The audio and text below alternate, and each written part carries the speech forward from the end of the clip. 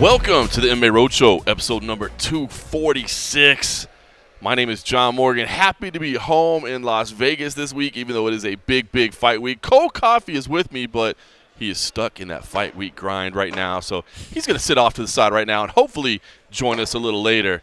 I've got a couple other friends with me in the meantime. Oscar Willis from the Mac Life is here. Hello, hello. Nice to see you as always, my friend. And sober, by the way, right now. So that's a good thing, too. Not like I saw you earlier this week. Yeah, that's true. And, of course, Simon Head has made the trip over across the pond from MMA Junkie. And do you just want to rattle off how many places you're working for this week? RT Sport, BBC Sport, Paddy Power, the National, Abu Dhabi. Good Lord. You whore. You pay this man, and he will write for you. It doesn't matter where your outlet is. I work hard for the money. Nah, man, it's a pleasure to see you work. It's glad to see you over here and working for us. Obviously, it's been great to have you on the team. But just so people know, that man is always on the hustle, trying to get the bills paid. So, first of all, let's just say where we are. It is fight week. It is UFC 245 fight week, which is awesome. I think we're all fired up about that. But tonight, Thursday night, as we always do, we're actually sitting down inside the Red Rock Casino Resort. Beautiful Red Rock Casino Resort. Indeed. And we got VIP access right here because, look, I know probably an unhealthily amount of excitement looking forward to this Quintet Ultra that's going on tonight. I think part of it, I mean, we're sitting here in the ballroom. The setup is still going on right now. It's going on around us, and we won't spend a ton of time talking about it because it'll be, by the time most people listen to this, it'll have already happened. But at least know that it's on Fight Pass. As we're sitting here, you know, the mat is over here. It's all ready. But I'm looking at the board. I just think, to me, I think as a fight fan, it's just seeing those logos, seeing that old WEC logo out there, seeing that Pride logo out there, seeing the Strikeforce logo out there. Man, we were talking to the teams last night, like seeing all the old Strikeforce guys wearing their gear. And I don't know, man. I feel like this is one of those kind of fantasy events we always used to talk about as fight fans and wanted to make happen. And the UFC is finally going, well, hell, we own these brands. Why don't we do something with them? Yeah, I mean, it's all puns intended. There was a lot of guys out there yesterday who had a lot of pride in their former promotions, right? Simon Head delivering the pun. Ding. Yeah, no, like just the joy in the faces of some of those guys. See what they can do. You're trying too hard. Oh, okay. But no, like just watching some of them. You know, some of these guys have not competed in a long, long time. Right. Some of them are quite fresh off competition. Some are itching to get back into it. So you've got this really interesting mix. But they're all just so chilled out and relaxed. They're bantering with each other. You know, they're throwing shade at each other for their weight. And, yeah. You know, it was, for anybody whose only real experience of watching martial arts, mixed martial arts, is watching interviews on MMA Junkie or the Mac Life, and then watching the fights on TV, you're missing out on a much bigger picture. And yesterday we really got a sense of just the personality of these guys, completely away from the white hot heat of having to smash each other's faces in. Yeah. This time it's grappling, it's competitive, and they're going to be super competitive once they're up there on the mat later. But it's also fun for these guys, and I think Chad Mendes said about the WEC team, it's like getting the band back together. That's right. And that's kind of the feel of it. And like, you know, me and you have been talking ever since the weigh-ins yesterday. We're buzzing for this event. I like it. It was kind of fun the way we did the interviews yesterday because they just kind of scrummed as a team. But that kind of made it fun because everybody's kind of bantering with each other a little bit. And like you said, they're relaxed. It's not like the night before a fight. You know, it's the night before a grappling match, but they're still competitive. And it is, you mentioned Chad Mendes recently retired. You know, King Mo recently retired, yet he's back. So it's kind of a cool way to see to allow these people like that we're familiar with and that we like watching fight to still take part. You know, I mean, King Mo's out there busting chops. They announced the weight. They announced the weight for the team because they just announced a total team weight is the way it works. You have to be under 950 pounds as a 5-person team. They announced the Strikeforce weight. And King Mo's just like, most of that was Babalu. Just so right now. You know, this are busted chops, having fun. And I don't know, man. It's a cool setup. Well, I definitely think you guys both sort of mentioned it there, that, you know, the day before a fight, they're tense. Right. There's some serious stuff about to happen tomorrow. For this, it's almost a hybrid, right? They get to have that sense of competition. But, you know, some of these guys aren't really, like, solid. You know, they're not grappling experts, you know. It's just they're here for the fun. So it's nice for them, I think, to probably compete without the thing of like, well, if I lose, it has serious consequences. Right. If you lose here, it's a an admission of like just a bit of fun. And I like what they did today too, because as you said, these are mixed martial artists, right? Like you talk about like the ultra high level grapplers like a Gordon Ryan. I mean, Gordon Ryan came in on one of these events before and ran the table on a bunch of MMA guys. It's almost unfair. It is. It's unfair, but it's the same as if Gordon Ryan went and did an MMA fight right now. I know he would be a fish out of water right now. It's a little bit different. So I'm just glad the way they set up. So I'm excited to watch tonight play out. So by the time most people listen to this will be over, but check it out on UFC Fight Pass because I'm just laying a prediction now. I think it's going to be fun to watch. So we'll see how it goes. All right, we are here for UFC 245 though. This is a big fight week, man. I know that we throw the term out there, stat card. This is a great lineup, but dude, this lineup top to bottom, I think is I don't want. It's always hard to say the best ever or as good as it gets, but I mean, I can't imagine any reason to complain about this fight card. Yeah, what I have to say is when you're a guy working the media day, some fans might know this, it's a bit of a pressure to get from one person to the next. You want to get everyone before they wrap it up. And when it's a card like this, it's almost that you don't realize how stacked it is until you suddenly realize, okay, I've got four more people. I've got four more people to get on this side of the card, and then I've got four. And then you suddenly realize, like, wow, Faber's a big name. Peter Yan's got a fan base, and you just realize quickly that, Mike Perry's on the card, Jeff Neal's interesting, and you realize quite quickly that, oh, actually, this is layered all the way down. Top to bottom. I mean, there are some cards. I mean, listen, we're hardcore, and I'm super hardcore. Like, I can, two debuting fighters, sometimes I'll be like, I'm keyed up because let me tell you about where this guy came from or what the story is. I understand not everybody's going to be there, you know what I mean? But to me, you go all the way down the prelims. I mean, look, Viviane Araújo versus Jessica I mean, that's a big fight in there.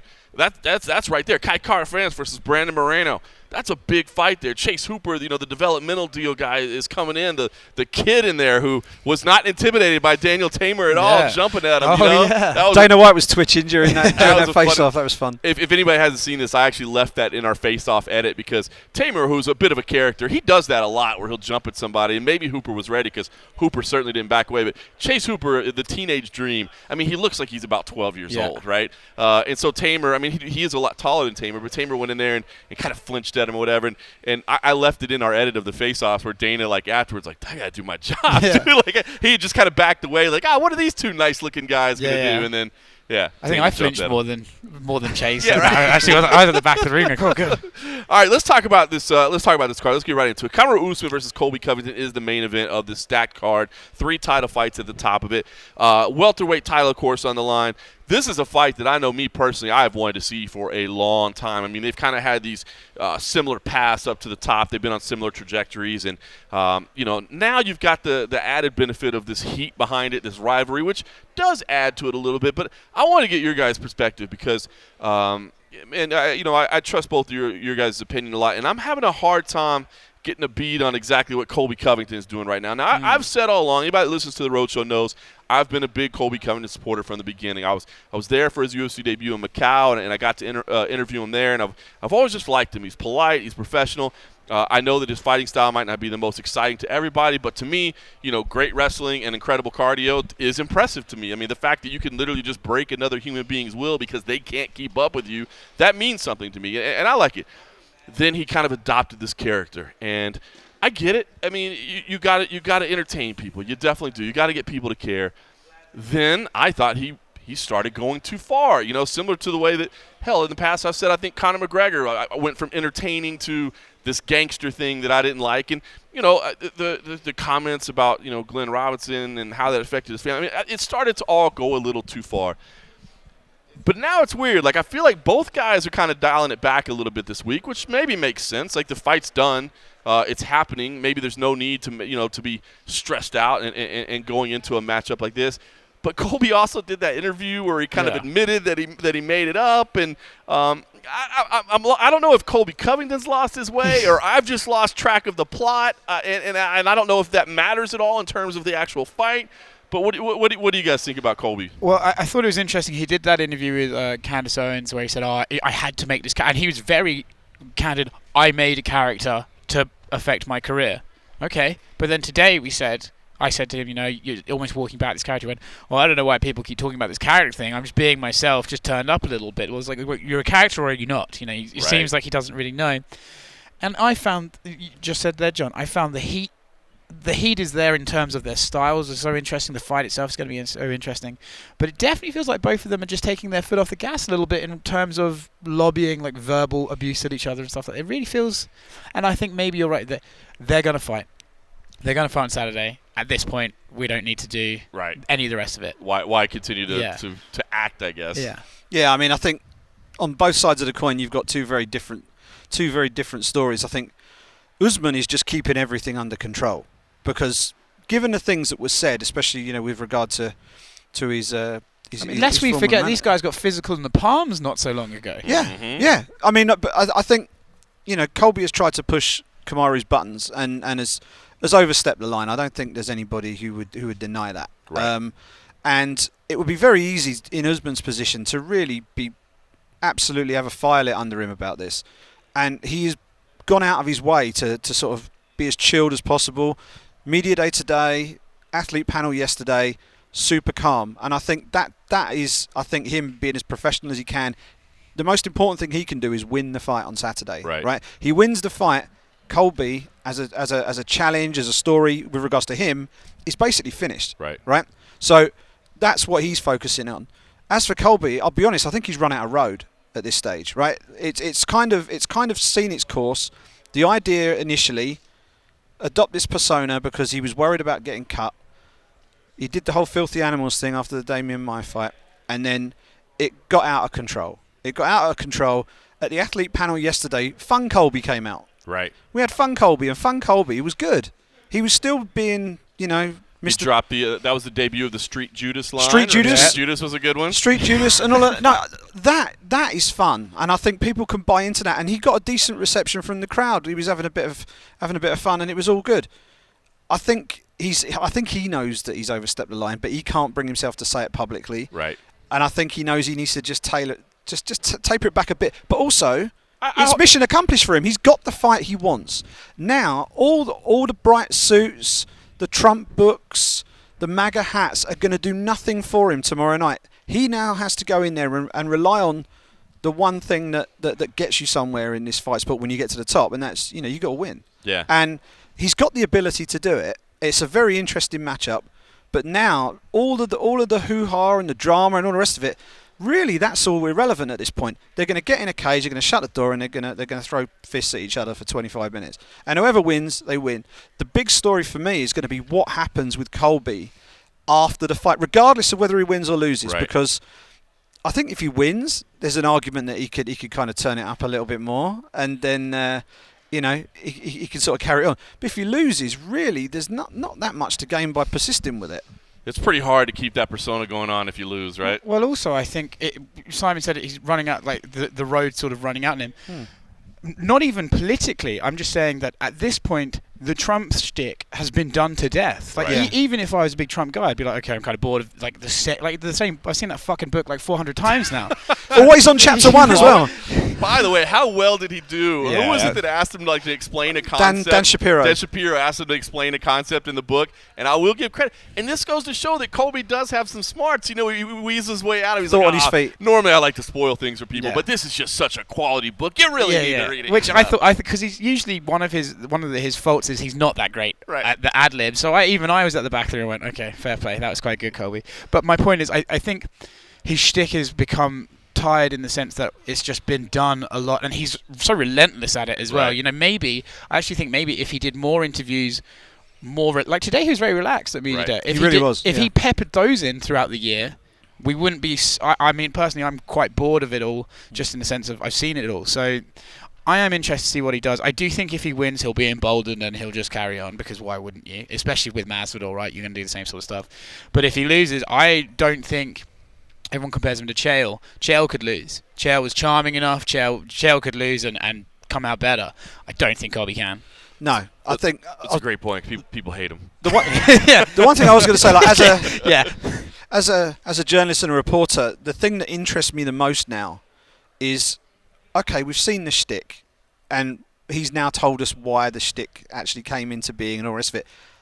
I want to talk to Colby Covington. I don't want to talk to MAGA Man. I want to talk to Colby. MAGA Man. Right? I want to talk to Colby Covington. That'd be a good shtick for him. MAGA Man. Have a cape and a bright orange. Comes out with some bricks spandex. and a trowel, and he builds a tower, builds a wall around the octagon. Only fights Mexicans. Yeah, you go. Yeah. Oh, dude. So ridiculous. But I want to know. Because I spoke to you, John, in the week. Like I've sat in on interviews, like the Wednesday interviews you do with Junkie, when like he's been over and fought in Europe in the past, and I've sat in on those interviews and I've heard him as he actually is, and I tried to strip some of that away today, and I'm like, just tried to get a little bit of realism from him, and he does the same thing that he probably told everyone. I am being real, and then he went off and he started saying about how much he loved his country, and how much he loved the military, and how much he loves going and meeting the troops, and all that.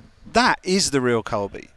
That, because he loves going on those visits, he loves going and doing that stuff, and I know he's well received when he does it, but it's kind of clouded because he's turned everything up to 11 in the old pro wrestling parlance, and it's got him where he needs to be.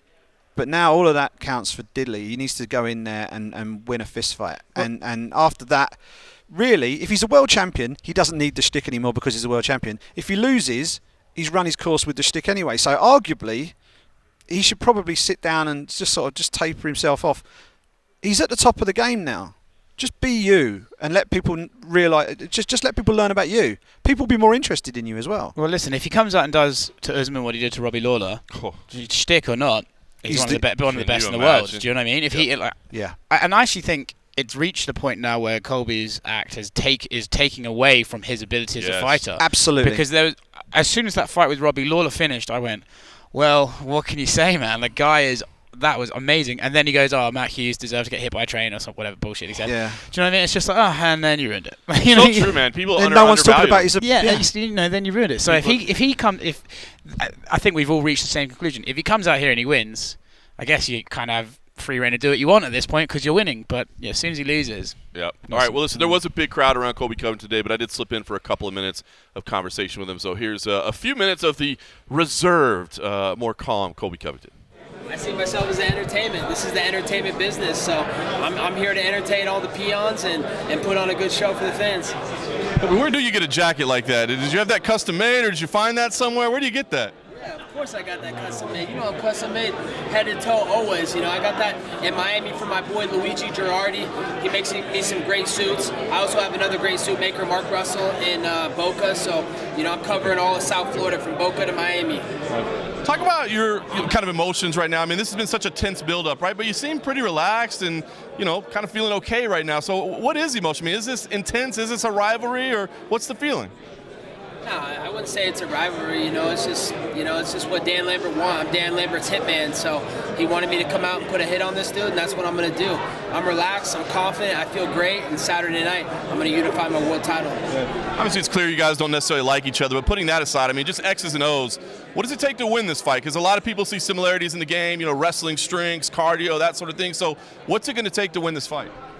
There's a reason that people call me the cardio king, and he's going to find that out Saturday night, that he can't hang with my pace. And not only that, I have a lot of haters in the world, and he's thinking that he has fans because those haters are cheering for him, but they don't really care about him. He's irrelevant, he's boring, and the only thing lamer than his fighting style is his personality.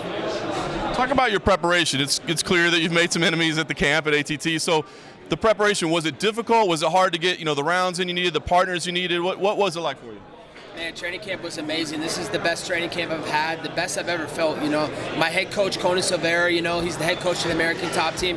He did a good job of separating everybody and putting everybody on their own time schedules. And he brought in specific training partners to train for the style matchup. And, I've never been more ready for a fight. You took a lot of criticism this week for the Candace Owens interview that you did. I'm curious, why did you peel back the curtain a little bit? Why did you make the choice, this close to your world title fight to let people know, this is kind of how this was all born and how it all came together?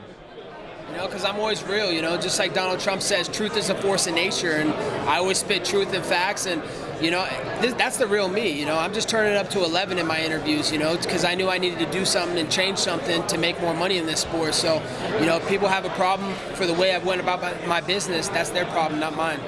So if people say you're playing a character, like what do you think when you hear that? I'm I'm not playing a character. I'm just being real, you know. I think that they don't know what they're talking about. I think that, you know, I'm just turning it up to 11. I'm not afraid to speak my mind and speak what I really think inside. You know, before I was keeping those thoughts in because I was worried about how people would judge me, how the media would react, how the UFC would judge me for it.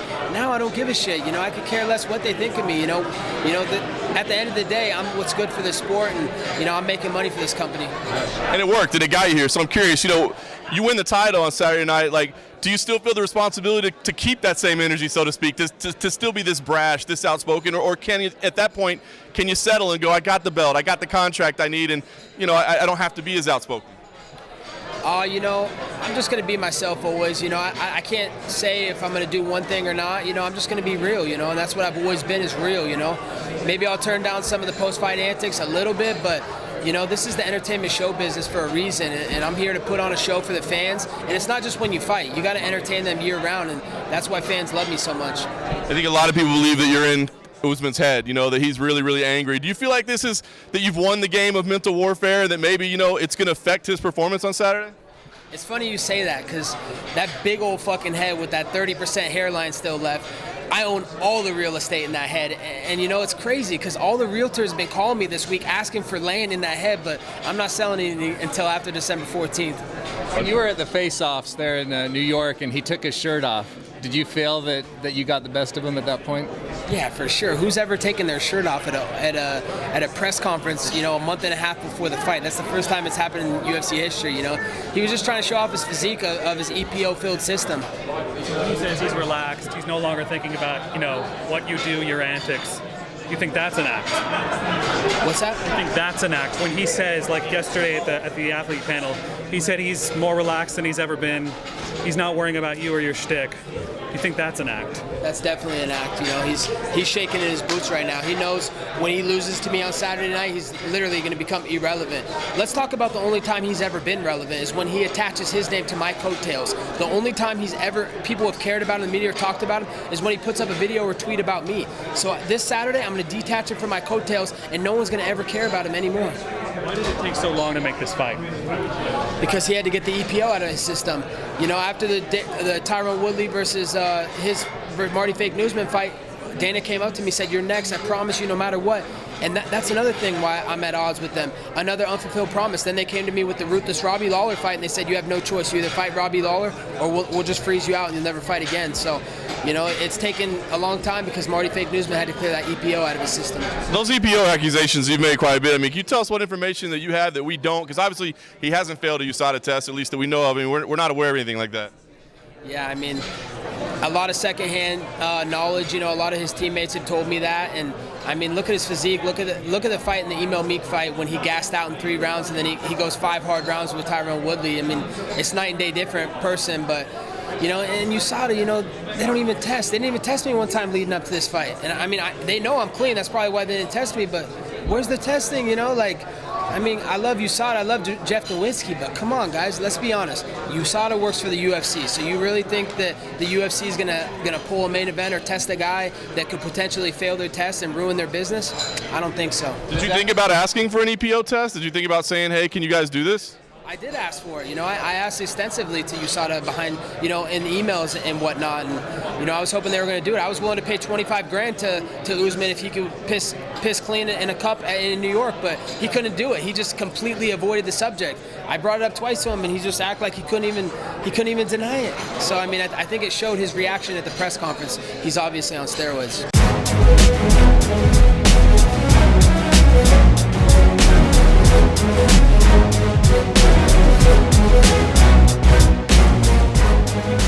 All right, that was Colby Covington Chaos. All right, let me ask you one thing real quick, guys, to kind of wrap this up. You know, make a pick if you want, but I actually lean towards Kamaru Usman in this. And I will say this, and I think you touched on it a lot, Simon, in the fact that, you know, I think the big concern was, can Kamaru keep his emotions in check? And to me, it seems like he has been able to do that. Now, will that change? I don't know, but it seems like, you know, they stood face-to-face today for the first time, and, you know, Usman went out his way to kind of smile a little bit and keep his cool. So I think he's going to keep his demeanor there. But the other thing I wanted to ask you guys is, for business sake, for interest sake, what would be better? Because I you know, if Usman wins this fight, I struggle to think what the next massive fight is for him. You know, like I know Masvidal, of course, is becoming a huge star, and man, what a year this has been for him.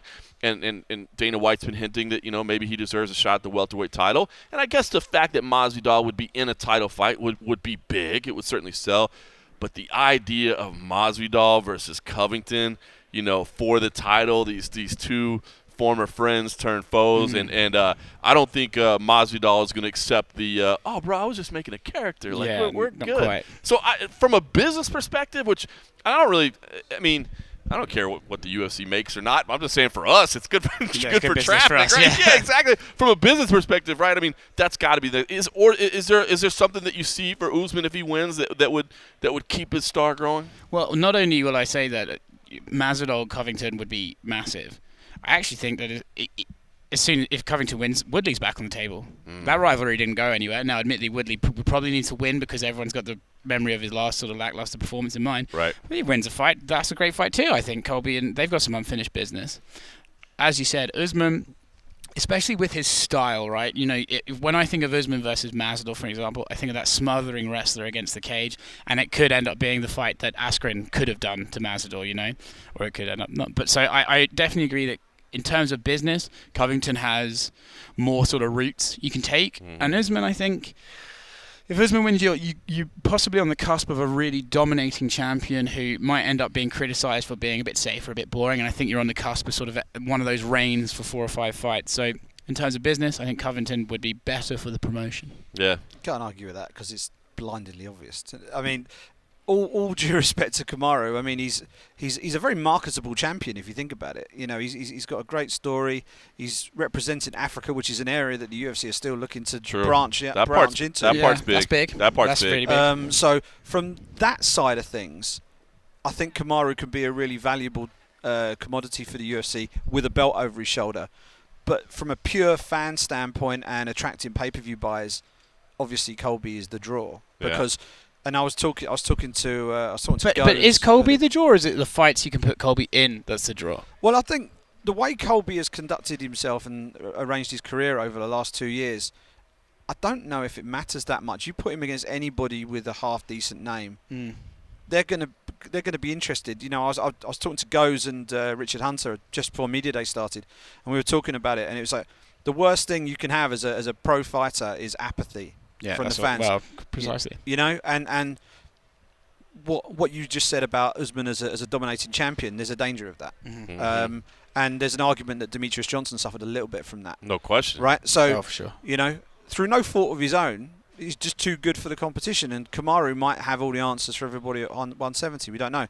But for Colby, everyone's going to be invested in it because either they love the larger-than-life character or they're going to want him to see his face smashed in. So, but either way, people are going to want to watch. Yep. Like my Uber driver now wants to watch the fight because I talked to him about him and explained it all to him on the way. Well, I have to say there was something quite stark in, you know, a guy wearing sort of traditional Nigerian dress and a guy wearing Trump stuff. I was like, well, I mean, if you're gonna, I think that's another thing as well. Perhaps we don't think about Colby actually on a media day with Colby Covington. You get some sort of different outlets that you don't usually get because they just want to ask him about Trump. You know, you get these like really mainstream people coming to ask him, and I don't know how much the mainstream people care, but for Dana White and people like that, when you have Covington, you always have a chance the first family's going to come, or Trump might even attend, and that's big. Politics big them, aside, you know? man, that's big. That's big. So I think he Covington has that, and I think you're right that he sort of entices a few more eyes than Kamaru. Finally get some resolution on Saturday night, man. I'm excited for that. All right, let's talk about the co-main because this card is loaded. Max Holloway puts his featherweight belt on the line against Alexander Volkanovski, and I just want to get you guys' thoughts on this because I'm intrigued by this fight. Very, very intrigued by it. I mean, Max Holloway, dominating champion, no question about it. I think arguably the greatest featherweight of all time. I think the worst you could say is he's second greatest of all time. You know what I mean? Obviously Conor doesn't count because he's just the greatest. Period. So you know what I mean? Say, John, thanks for that. Putting that asterisk there. I mean, you didn't have to say that. We knew that's what you meant, but it's good that you clarified. Just wanted to clarify that. But no, listen. I mean, he is incredibly dominant, and you know, listen. Yes, he did have the loss, but that was moving up to 155 pounds, and of course, Dustin Poirier is a monster. All those things. I mean, Max Holloway is an absolute animal. But so's Alexander Volkanovski, man. He really is. And I've been very high on Alexander Volkanovski from the start, man. I mean, his fighting style, yes, but his mental strength, man, and just like the real confidence. I always talk, about the people that you can tell are trying to hype themselves up versus the people that really truly believe in themselves. And I believe Alexander Volkanovski, man, he just has that mindset especially right, and he presents a little bit, different style, a little bit different wrinkle for Max Holloway, and I'm very intrigued by this fight. Yeah, you actually hit I think the biggest part of this fight for me is that sometimes, as you say, even let's say, not to bring him up again, but Colby, I don't get this awe-inspiring, like Colby Covington believes he's going to walk through. I think he knows he's going to be in a fight and he could win. When I talked to Alexander Volkanovski, I even said to him at today's media, I was like, dude, you have an aura of like, yeah, this is undeniable. This is just the way it's going to go. And I found more often than not that when you see those guys, McGregor on his rise through featherweight, when you see those guys with Adesanya, these unflinching waves of confidence, more often than not, they seem to triumph. The interesting thing with this is Max is like, I'm so happy he's that confident. I love fighting confident guys. And that's a great dynamic because I think Max is a fighting champion. He loves these sort of challenges. So this, I think, from top to bottom, this is probably the most interesting. I don't know how this fight's going to go. I think this is the most captivating fight for me that I'm looking forward to on a sporting level. I really am too. And you mentioned, man, Volkanovski. You mentioned the name Adesanya. You mentioned Dan Hooker. I mean, man, that crew that they're building down there, and the guys that are all working together and getting better, it's incredible. And I think not only physical in terms of what they're capable of doing in the cage, but the mental side of it as well. I love the matchup. It's my favourite matchup on the card. I think you've got two guys. Max Holloway hasn't lost as a featherweight since 2013, the Conor fight, right? Volkanovski hasn't lost since 2013. That's amazing. 17-fight win streak he's got coming into this, and his last 3 fights, he beat Darren Elkins, which is no mean feat. You don't beat Darren Elkins easily. Nope. And then he takes out Chad Mendes in an unbelievable fight. Mm-hmm. He basically Chad Mendes. Yes, he did. And then he took Jose Aldo to the cleaners. Absolutely took him apart. In Brazil. That doesn't happen, right? and just touching on what you said, Oscar, about Alex's confidence. He's very, very confident, but there's not a shred of arrogance to him at all. No. He's not going out there saying, I'm better than him here, I'm better than him. He's just saying, I know I've got this. I know I've got this. And you've got these two guys, and I started out my scrum with him saying, Max has built his career by going in there and breaking people's spirit, just wearing them down over the course of 3 rounds, 5 rounds, just almost like death by 1,000 cuts sort of approach. Just keep going until they just can't take it anymore.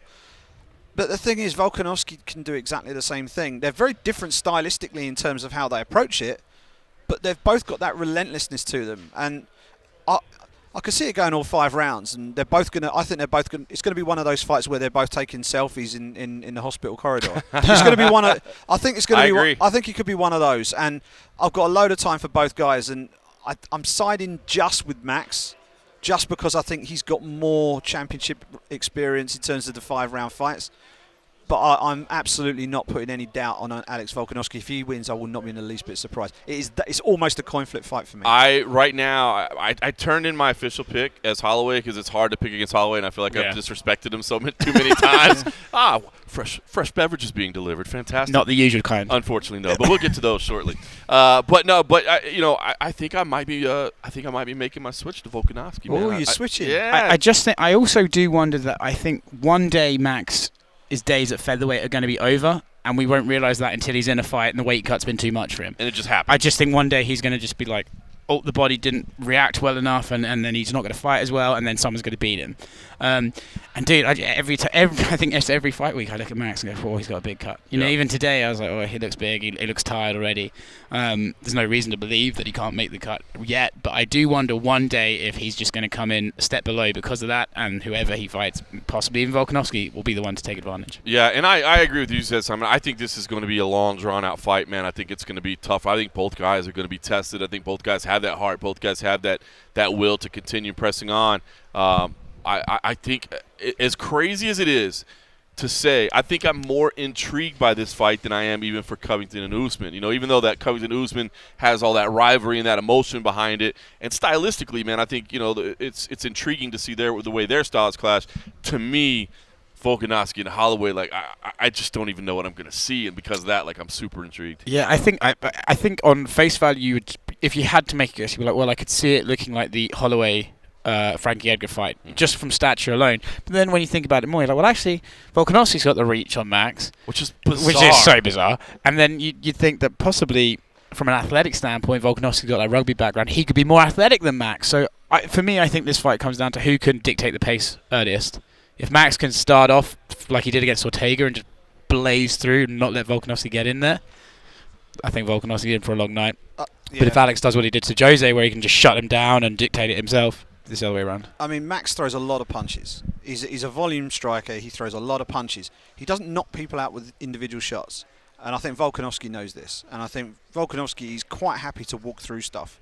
He did it against Jose Aldo, and I think he'll be more than happy to do it against Max Holloway. He's going to get hit a lot in this fight. He's going to get hit more in this fight than he's ever been hit in his whole career.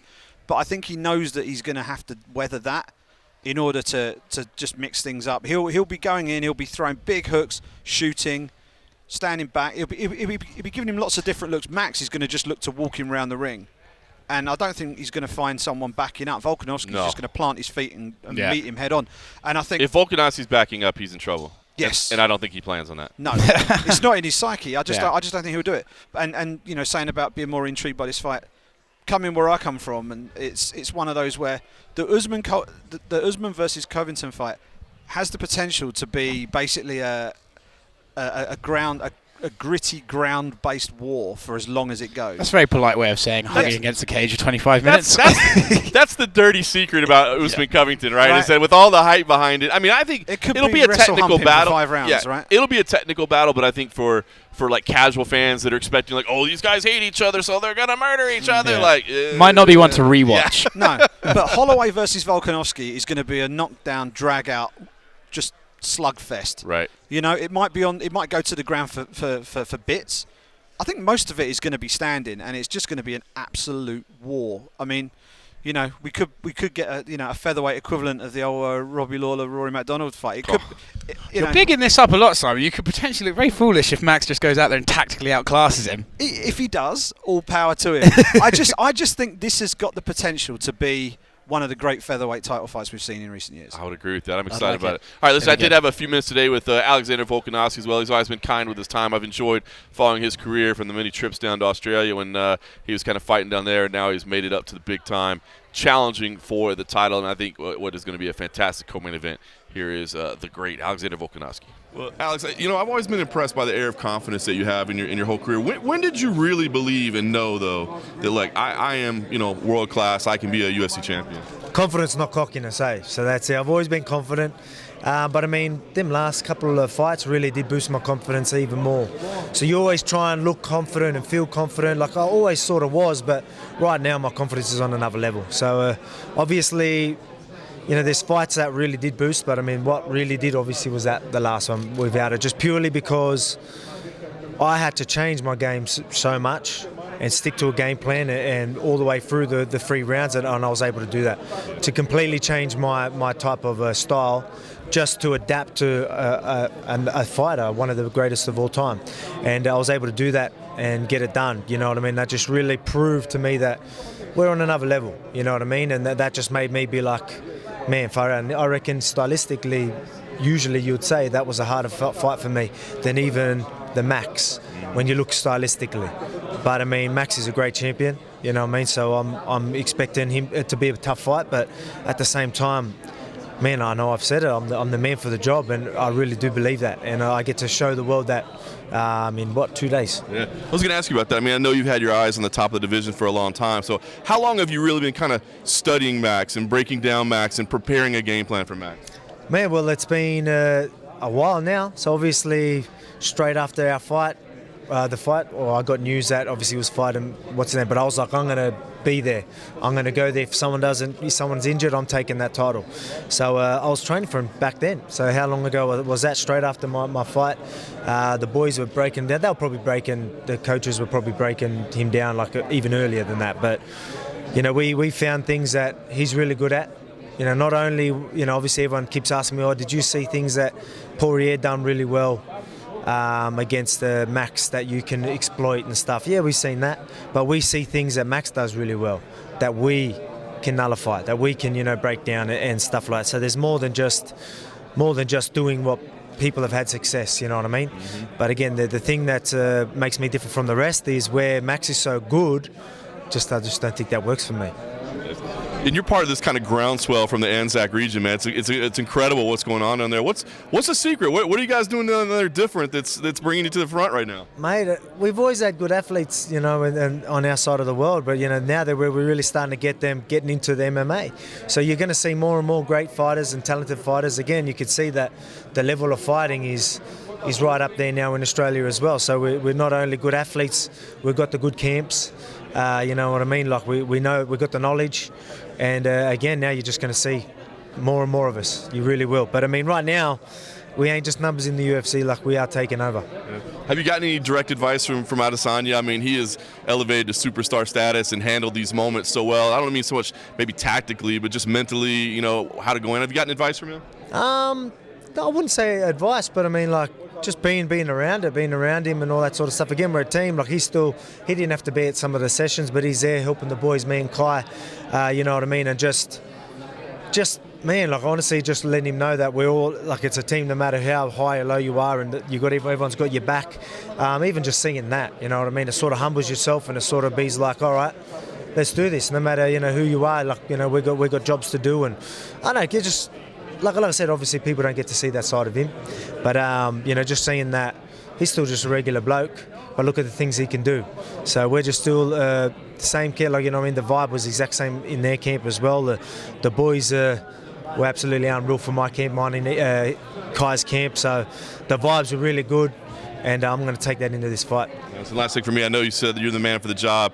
How do you get this thing done? I mean, is this a fight that you can go out there and get a stoppage, or do you feel like you got out working for 25 minutes? Mate, it can go either way. But the thing is, obviously with my last one, I had to play it a little bit more safe, and I had to work around things where this fight I don't. And this fight, he's going to put himself in positions where, yeah, he needs to try and break me, right? He needs to work his game. He's going to try and land them jabs on the outside, but, you know, he might do what he done with Frankie, but I'm not going to be so easy. So he's going to need to probably put himself in a bit more risky situations, and that's going to make me be a little bit more dangerous. So when people want to pour that game on me, they're putting themselves in a position where I have to defend myself. You know what I mean? I have to put, you know what I mean? So this fight's going to be a lot more happening. I can guarantee you that. You know, we're both going to be trying to break each other's rhythm, but at the same time, we're both not going to let each other take a backward step. If we're going back, we're doing it on purpose. Yeah, it's our own doing. Same as me. If he's got me on the back foot, I want to be there. If I'm getting him on the back foot, I want him there. You know what I mean? So, and then when he wants to stand his ground, we're going to bang. You know what I mean? And then same goes to him. So, mate, you're going to see fireworks, no doubt. Again, he's going to put himself in positions where he thinks he can maybe get a hand ahead, but he's going to run into a brick wall.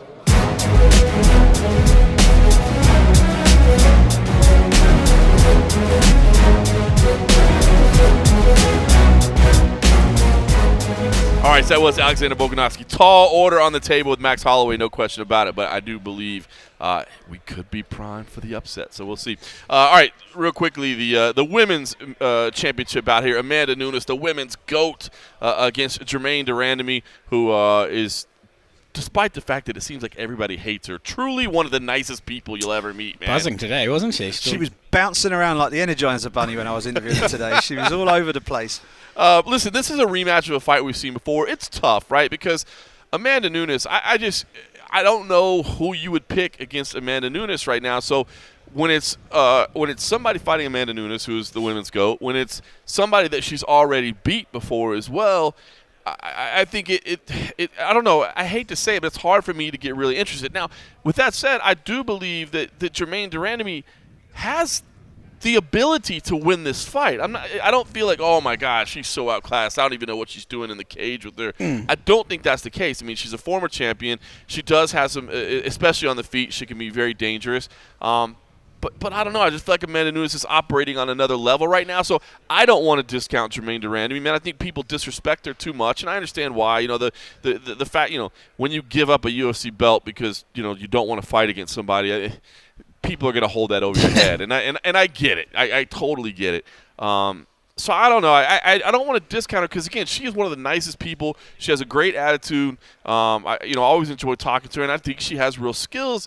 I just feel like Amanda Nunes is operating on a different level right now. Yeah. I mean, the one thing we'll say about Durandamy is, and it's kind of something that's gone under the radar a little bit this fight week, there's been a lot of talk about Amanda Nunes shooting for takedowns.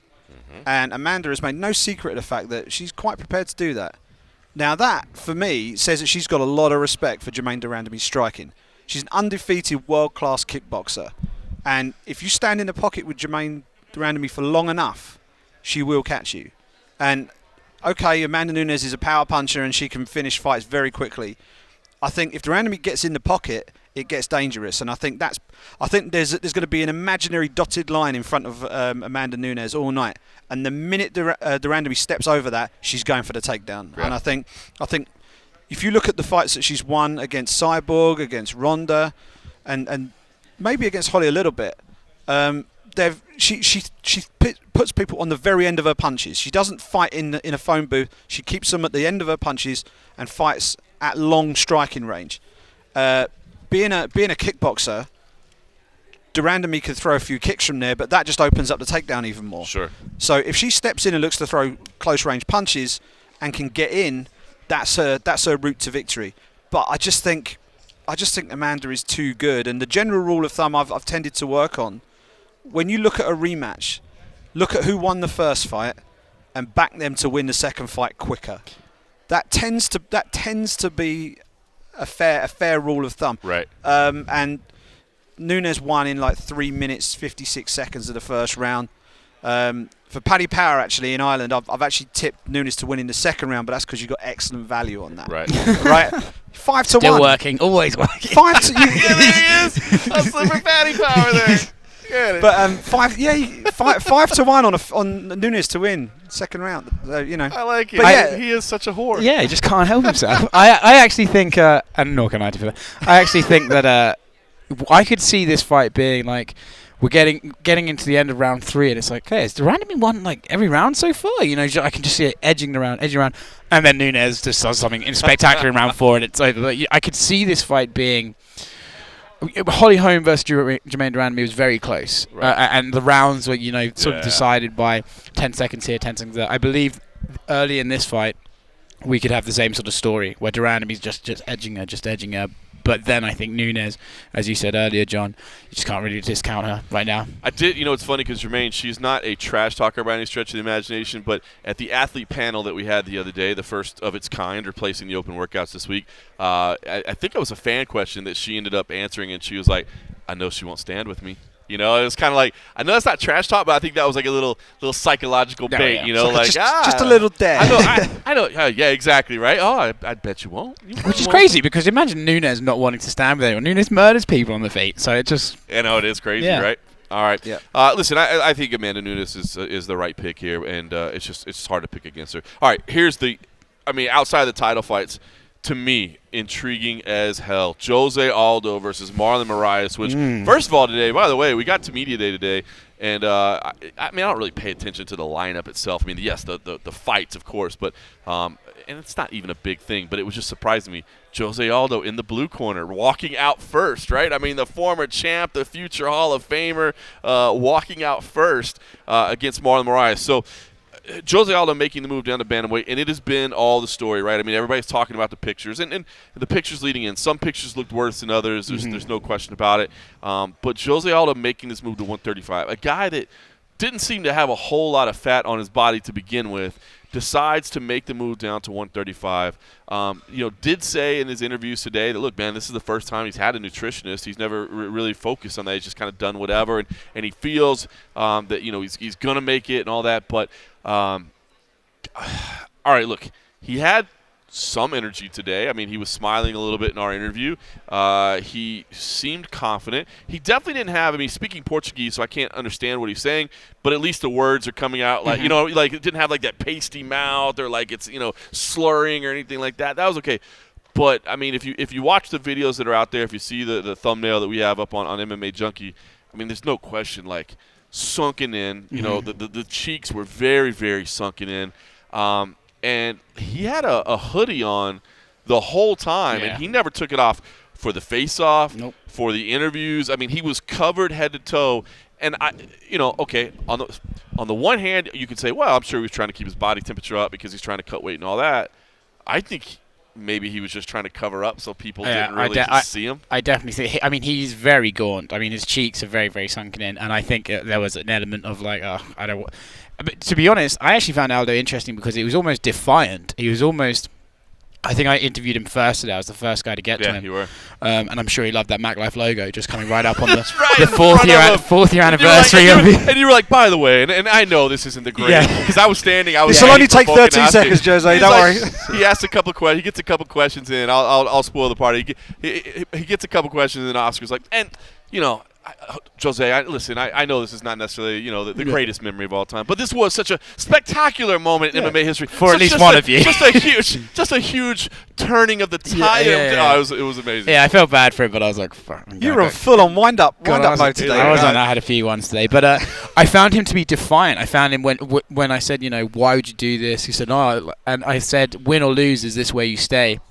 And he seemed sort of perturbed by that. He was like, no, this is the first win on my way to gold at 135.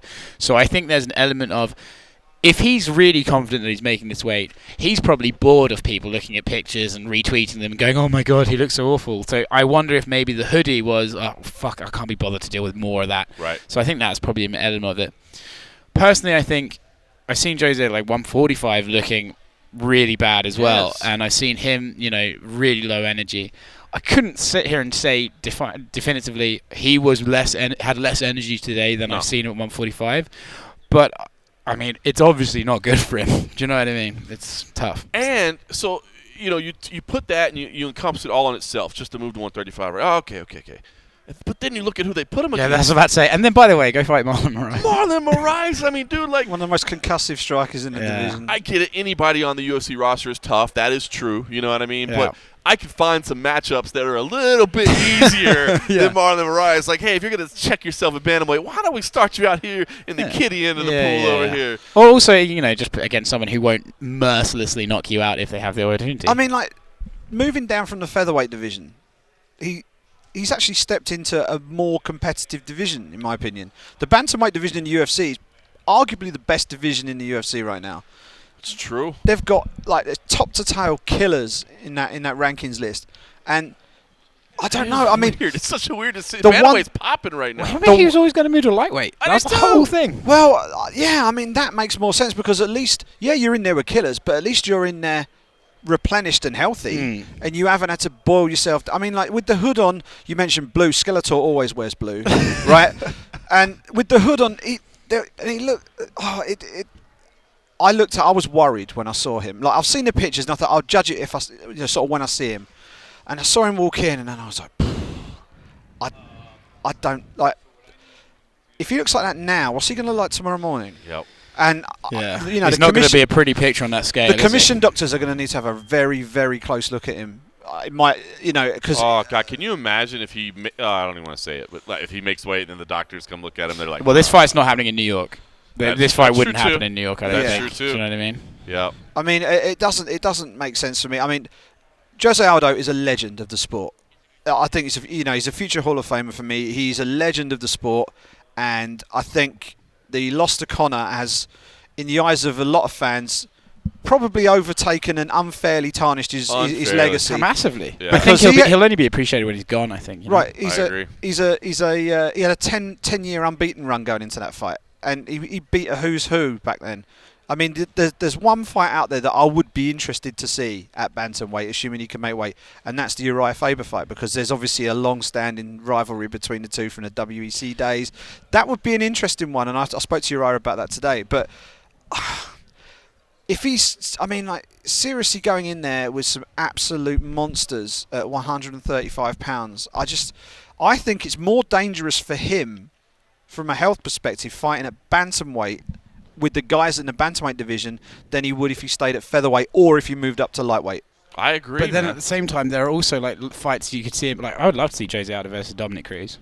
That'd be great. That would be a fun fight. And Dominic's not going to, put him in a hospital necessarily. You know what I mean? That's those sort of fights maybe. But I think we talk about this weight. Let's say he makes weight. Let's say he wins. I mean, how soon can he do this again?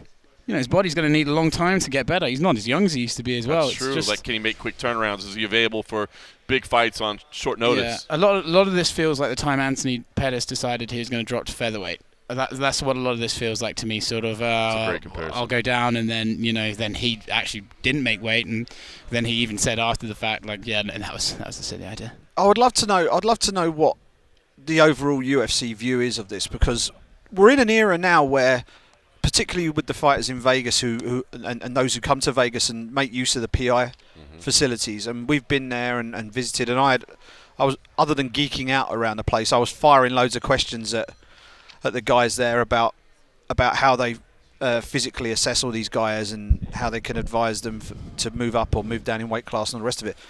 We're in an era now where guys are moving up, because they're the old era of the wrestling-led weight cutting has become a thing of the past, because I think people have cottoned onto the fact that people didn't get smashed in the head when they were wrestling, so it didn't matter, right?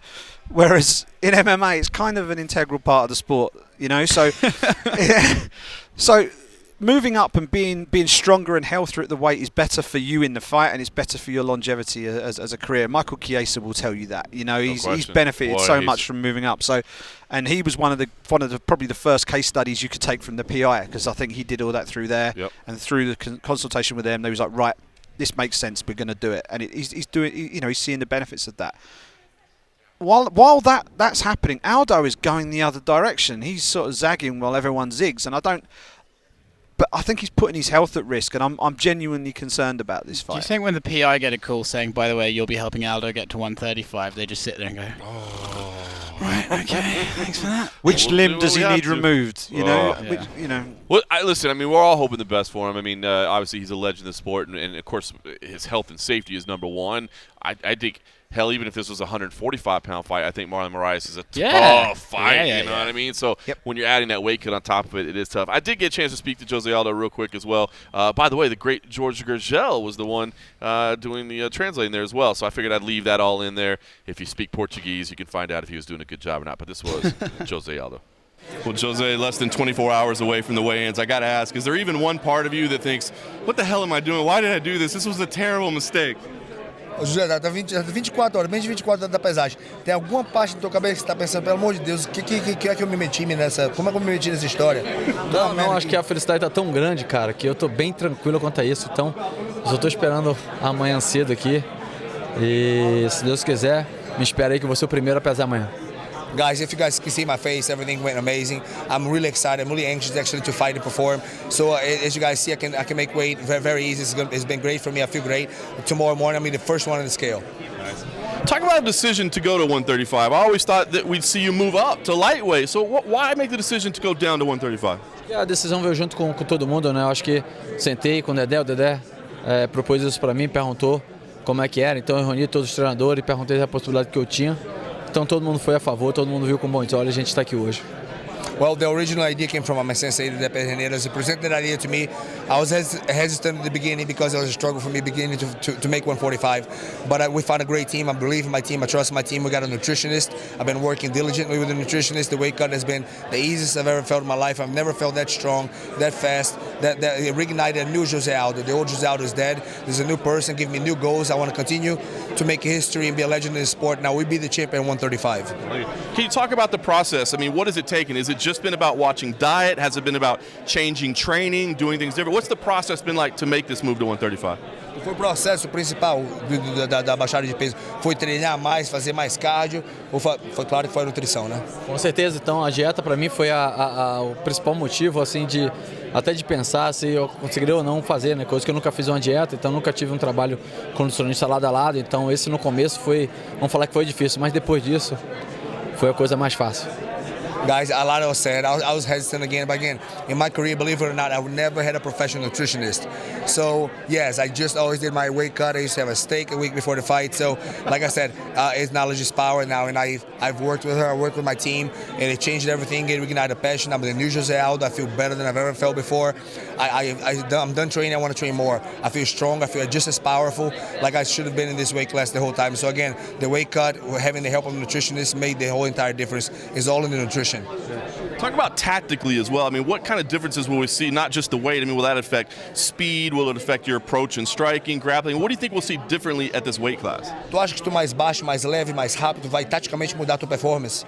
Muito, muito. Eu acho que é nisso que a gente fez o treinamento. Eu acho que eu estou muito mais rápido, muito mais forte, muito mais habilidoso. Então, a explosão está lá em cima. Eu acho que eu tive um ganho muito grande, coisa que eu fiz um camp que eu nem imaginava que conseguia fazer de novo, né? Isso eu só me lembro na época do WC, quando eu cheguei aqui com a explosão grande. Guys, this made me so explosive. So like I said, it reignited new passion for me to be a champion. The last time I felt this quick and this explosive, this good, I was in the WEC so many years ago. I feel very young, I feel reborn, like a new Jose Aldo, and there's the best thing I could have done. So I'm reignited again, my passion to be it, and I'm not going to leave it. Mark my words, I'll be the next 135 champion of the world. So once he made the decision to go down, what do you think about the matchup with Marlon Moraes? I mean, was that a fight that he wanted, or was it one that he didn't like? What do you think about the matchup? Depois que você mudou para a categoria e decidiu passar, o que você achou, quem pediu, como é que a luta com o Marlinho chegou a acontecer? Então, eu queria lutar sempre com os melhores, né? Eu acho que tá no peso-pena. Eu sempre pedi para lutar com os cabeças. Eu acho que isso não pode fugir de mim. Acho que eu sou movido a desafio, grandes desafios. E, primeiramente, a gente tinha pedido já o Cerrudo de cara, né? Então, logo em seguida veio o nome do Marlinho e a gente aceitou. Well, from being a former champion and moving from the weight class, I like hard fights. I like to challenge myself. So I want to go straight to the top. Since Cejudo is going through surgery and rehab, Marlos is the #1 seed. So which one's the fastest way for me to get my title, to get my belt, is to be the #1 contender. So that's exactly what I'm going to do. The new champ's here. Nice. Of course, we got 3 title fights at the top of this bill, but we've got him and another MMA legend, Uriah Faber, on this card as well. And both of you guys are facing young guys. I wonder if you feel like a little chip on your shoulder, like they're trying to test us old guys to see if we still belong. Estão perguntando também, tem três do título nesse card, e também tá lutando o Uriah, vai lutar também, tu vai lutar também, e eles estão lutando com os caras mais novos, né? Tu acha que tá representando os old gangsters, a galera da escola velha mais? Com certeza, né? Eu acho que a gente representa a galera das antigas, né? Então a gente tá por esse lado aí. Eu acho que tanto eu quanto o Ryan tá com muita fome ainda, de vontade. A gente tem muito ainda para dar aí. A gente vê até o Cormier também lutando com mais idade. Então o Randy Couture foi um exemplo para todo mundo. Então essa sim, pode ter certeza que a gente vai passar por cima deles. Guys, we keep it old school and the OGs rule the world. You see Randy Couture, he's done how long he's fought. You see Uriah is still fighting, I'm still fighting. Everybody fights a lot later how I feel. I live a very healthy lifestyle. So like, yeah, we're definitely representing for OGs and fight a lot harder. I like it. So what are we going to see on Saturday? I mean, both of you guys have fantastic striking, but you're well-rounded as well. So is this going to be like a crazy Muay Thai fight on the feet, or is this going to be an all-around mixed martial arts fight? What are we going to see? Tem alguma expectativa se esses dois são trocação, são trocadeiro? A expectativa é das melhores, né? Então acho que esse estilo de luta me favorece bastante também. Eu não fico preocupado com outros fundamentos, então pode ter certeza que eu estou muito empolgado. Acho que o estilo, os fãs, todo mundo vai gostar dessa luta. Stylistically, guys, you're going to love this fight because you know what? As I feel comfortable, I love to stand up. That's my thing. I like to stand up, so I feel very comfortable. I don't see any threat from him. He's a great kickboxer as well, but this is going to be a treat for the fans.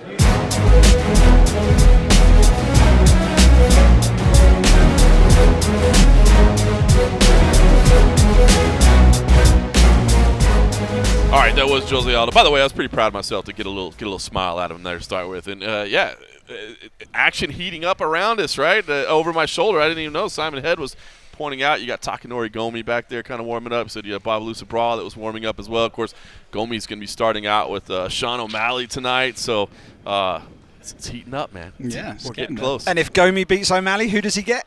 Rumble Johnson. That's insane, man. And if O'Malley beats Gomi, who does he get? Hector Lombard. I love this format. It's phenomenal. You cannot beat it. All right, Uriah Faber versus Peter Yan. Another. By the way, it's kind of funny, right? 3 title fights at the top, and then I feel like the main card is like legend against new guy. You know what I mean? Like, do they stick around or not? Peter Yan is legit, and I think he's the real deal. I think he's a future title challenger as well.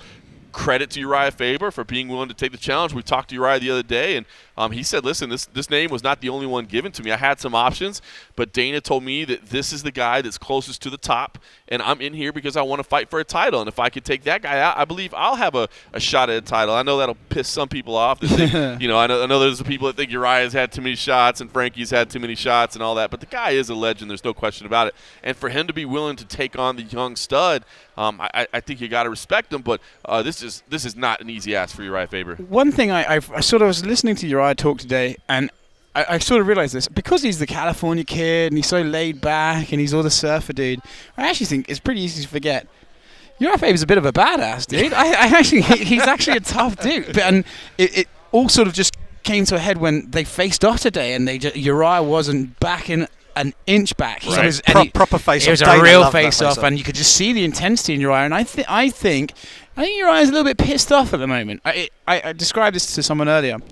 Uriah's in this weird sort of phase now where he has nothing to prove. He's an absolute UFC legend. Right. But he also does have something to prove that he's not past it. You know, and he can still compete. And I think so. He's in this weird spot where he's like, yeah, that's fine. Every fight you're going to say I'm out, but I'm going to keep winning. And he just has that sort of, he's got a real sort of feisty chip on his shoulder energy at the moment. I like it. I like that from Faber. I like it too. I mean, to come in against Ricky Simone, you know, I mean, that was kind of weird. You're like, why does he have to fight the young guy? He's willing to do it. He wanted to fight in Sacramento, of course, and now, you know, he's taking on the guy that's unproven, but everybody says is the guy. Yeah, and Uriah Faber has now got the unwanted chalice inherited from Michael Bisping as possibly the best fighter in the UFC not to have won a UFC belt. Mm-hmm. You know, that's basically the only thing missing. He gets the asterisk of being a WEC champion, right? So, you know, it's one of those where I think he'd love to just cap his career with that and sail off into the sunset with a belt over his shoulder once more. But yeah, I mean, he's taking on a hell of a challenge. I mean, Peter Yan's lost one fight, and that was a very, very hotly contested split decision. Because I watched that fight live, and I thought he won it. Right. And he's an absolute savage. He's got top draw boxing. Like, I don't mean like MMA boxing. He can actually box. Right. Right. That's how he started out, right? He started out as a boxer. Yeah, he's a top draw boxer, but he's also his scrambles on the ground are really good. I mean, he's not like, he's very hard to pin down. He's quite happy to shoot for takedowns. He'll mix things up. He's scrappy, but he's got power. You know, for a small guy, he carries some serious punch power. And I think if Uriah seemed to think that if he gets past Peter Yan, he may well be in line for a title fight. I think Peter Yan is nailed on for a title fight if he beats Uriah Faber, because I would think so. You know, I think he's got a cheeky little personality about him, which doesn't always come through in interviews. You have to ask him the right questions to get it out of him, because he doesn't speak. I think he understands English. It's almost like the old Anderson. Barely. I think it's the old Anderson Silva syndrome. No, it's not that much. You're giving him way too much credit. I think he understands a little bit more than he lets on. But yeah, I think he's got a little bit of a cheeky personality there. He looks to me like he's enjoying this, and he wants to get himself out there a little bit. And he's potentially one win over a legend away from getting himself a title fight. Super excited for this fight. Obviously, I'm one of my gigs. I'm working for a Russian outlet. They're super interested in this fight as well. Another one. He's got another plug over here, man. Anyone playing Simon Head Bingo right now? You can check that one off the list. I'm really excited for this fight. As I say, I've watched him come up through ACB, where he was one of the most exciting fighters on the European scene, and I really was looking forward to someone picking it. I really hope the UFC picked him up. He beat Teruto Ishihara and has not looked back since. And they've given him a couple of tricky ones, like Douglas Silva de Andrade at the time was on a bit of a tear, and he finished him in 2 rounds. John Dodson's like trying to bottle grease lightning. He caught up with him and beat him over 3 rounds. And Jimmy Rivera's nobody's fool, and he beat him. So, you know, he's beaten the guys he's needed to beat to get himself there. And now Uriah Faber is the marquee win he needs to take him over the top. And I'm picking him to win, and I think he probably will. But I think, you know, a lot of people, including the bookies, are massively underestimating Faber. It's such a fantastic. It's a closer fight than a lot of people, but I do think Yan gets it done. I am super interested. I love this main card. All right, briefly, guys. ESPN2 prelims. We got 4 fights there. Love this lineup here. Jeff Neal, Mike Perry. Could be absolute fireworks. Irene Aldana, who has looked phenomenal as of late against Ketlin Vieira, who a lot of people thought was kind of sitting in the #1 contender spot anyway. She's going to get in there and look to solidify that position. Omari Akhmedov, who is just a tough dude, to be honest with you. Just hard to look good against Ian Heinisch, a kid with a great backstory. And then, of course, the veterans going at it. Matt Brown versus Ben Saunders. Guys, pick one of those that you're most intrigued by. Well, I would love to say Mike Perry, Jeff Neal, because Mike Perry, in my opinion, is one of the most entertaining human beings around, even if it's not intentional. But, dude, I think every person covering this sport when Matt Brown walks in the room, you go, oh yeah, it's Mike Brown. Yeah. You know, the guy just brings. Like, there are some technical, like Israel Adesanya is an artist. People like that, you know, Anderson Silva in his prime is an artist, and then sometimes you just got tough motherfuckers. Yep. And that's Brown. I love it when he fights. That's going to be a great one. And Ben Saunders, he's no slouch either. Exactly right. He'll go in there and do it. How about you? Yeah, I can't look past Jeff Neal, Mike Perry. I mean, I was talking to Albert. We both just screwed that up, didn't we? Yeah. I was talking to Albert for the UFC, and he said, which fight on the undercard is the one. I said, the judges can go and have a pee break and do what they want in that fight because. Yep. And obviously, this means that we are going to have a dour 3-round decision because I'm notoriously a Jonah in these things. Jeff Neal versus Mike Perry, I'm saying it now, is going to be like November. It's going to be like firework night. It's going to be crazy. New Year's Eve comes early. Everything goes mad, and someone's going to wake up looking at the arena lights. It's going to be spectacular. Both of those are going to be fireworks. I like the women's matchup as well. Irene Aldana, she came in with a lot of hype. You know, her in the Mexican boxer, a lot of people were excited about her. She had some kind of setbacks along the way, but she's been really on fire as of late. I think she's been looking good. The one fight that she lost was via split decision. That was I did think it was the right decision, but I think it was a very close one against the undefeated Ketlin Vieira. So I think that's going to be a key fight in the women's game, and I think that's going to be entertaining as well. And then, of course, it kicks off all on ESPN+. And we said there's intriguing matchups here. Chase Hooper, the teenage dream, coming at it against Daniel Tamer. Kai Kara France against Brandon Moreno. Vivian Araujo versus Jess Guy. And Oscar Pijota versus Puna Soriano, who's based out of here in Las Vegas. Simon, any one of those that you're most looking forward to? Daniel Tamer is a crazy man. He is a crazy man. And it's going to be a real test for Chase Hooper. I mean, he showed plenty of composure up there on the stage. We mentioned it earlier on in the show. Daniel Tamer is going to go at him like a bullet at a gate. It's going to be crazy. I'm looking forward to that. And the first fight of the night, Puna Soriano versus Oscar Piachota. I mean, I remember Oscar winning the Cage Warriors title, coming out of nowhere. First fight in Cage Warriors, beats Jason Radcliffe in like a minute to win the Cage Warriors title. It's like he won the lottery, but then he won it again because he got called up to the UFC for his next fight. And he's struggling to find his level at the moment in the UFC. He's got Puna, who's obviously come up through the Contender Series. That's a good matchup. That's a good bit of matchmaking, that, and I'm looking forward to seeing that one as well. Oscar, early prelims? For me, I think because we go and cover the Dana White Contender Series live, some of those guys stick in your mind. I remember Chase Hooper sticking in my mind. I was like, this guy's tough, because he looks like Sean O'Malley's little brother, basically. I think he does, doesn't he? So it's, but there's something pretty cool about it. A guy who looks that diminutive. Someone tries to make him flinch and he doesn't move a muscle. I like that. But I also like Kai Kara France as well. And he's part of that Volkanovski crew. And I really think, as you mentioned earlier, John, they're building something down there. Yep. And they've got a real interesting mindset. They all really back themselves. So he's an interesting one to watch too. I'm telling you, man, this lineup is stacked. And for me, man, Vivian Araujo wasn't even in the UFC to start this year. She came in, had a bantamweight debut, got the huge knockout. Then she came and beat a ranked fighter. Now she's facing a former title challenger. I mean, she wasn't even in the UFC to start the year. She may be talking about a title shot if she's able to beat Jessica Ai, Brandon Moreno. I love that kid against Kai Kara France. I mean, I'm telling you, this lineup is stacked top to bottom. So looking forward to it. That will be Saturday night. In the meantime, listen, we're getting close to showtime. By the way, I'm just going to peel back the curtain a little bit. We're not really going to be working during this thing. We're going to be having a couple frosty beverages and watching some grappling. So I'm going to be a fan just to wet tonight. The whistle. Yeah, just to wet the whistle. I'm going to be a fan tonight. So everybody's getting loose. There's Jay-Z, Cavalcante walking by. Everybody's kind of getting in place. So I think it's time for us to go hit the bar to wrap up here and just tell everybody, thanks for listening.